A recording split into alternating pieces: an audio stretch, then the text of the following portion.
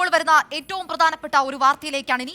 P Jayarajan വധശ്രമ case supreme കോടതിയിൽ. പ്രതികളെ വെറുതെ വിട്ട ഹൈക്കോടതി വിധി ചോദ്യം ചെയ്ത പി ജയരാജനാണ് സുപ്രീം കോടതിയെ സമീപിച്ചത്. വിവരങ്ങളുമായി ഡൽഹിയിൽ നിന്നും ആർ അച്യുതൻ ചേരുന്നുണ്ട്.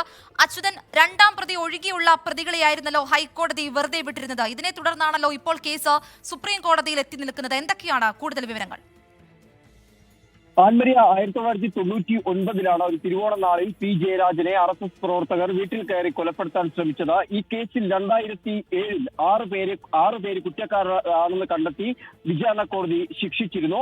ഈ ശിക്ഷിക്കപ്പെട്ടവരുടെ അപ്പീൽ പരിഗണിച്ച ഹൈക്കോടതിയാണ് ഈ കഴിഞ്ഞ ജനുവരിയിൽ രണ്ടാം പ്രതി ഒഴികെ ബാക്കിയുള്ളവരെ വെറുതെ വിട്ടയച്ചത്. ഈ ഹൈക്കോടതി ഉത്തരവ് ചോദ്യം ചെയ്ത് നേരത്തെ തന്നെ സംസ്ഥാന സർക്കാർ സുപ്രീം കോടതിയെ സമീപിച്ചിരുന്നു. അന്ന് ചൂണ്ടിക്കാട്ടിയത് ഹൈക്കോടതി വിധി നിയമപരമായി നിലനിൽക്കില്ല എന്ന് തന്നെയാണ്. ഇതേ കാര്യം ചൂണ്ടിക്കാട്ടിയാണ് ഈ വിഷയത്തിൽ ഇരയാക്കപ്പെട്ട പി ജയരാജൻ ഇപ്പോൾ സുപ്രീം കോടതിയെ സമീപിച്ചിരിക്കുന്നത്. സുപ്രീം കോടതി ഈ ഹർജി ഫയലിൽ സ്വീകരിച്ച സുപ്രീം കോടതി പ്രതികൾക്ക് നോട്ടീസ് നൽകിയിട്ടുണ്ട്.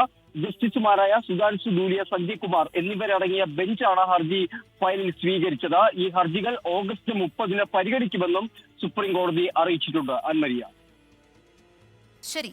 പി ജയരാജൻ വധശ്രമ കേസ് സുപ്രീം കോടതിയിലേക്ക് വിവരങ്ങൾ നൽകുകയായിരുന്നു ഡൽഹിയിൽ നിന്നും ആർ അച്യുതൻ.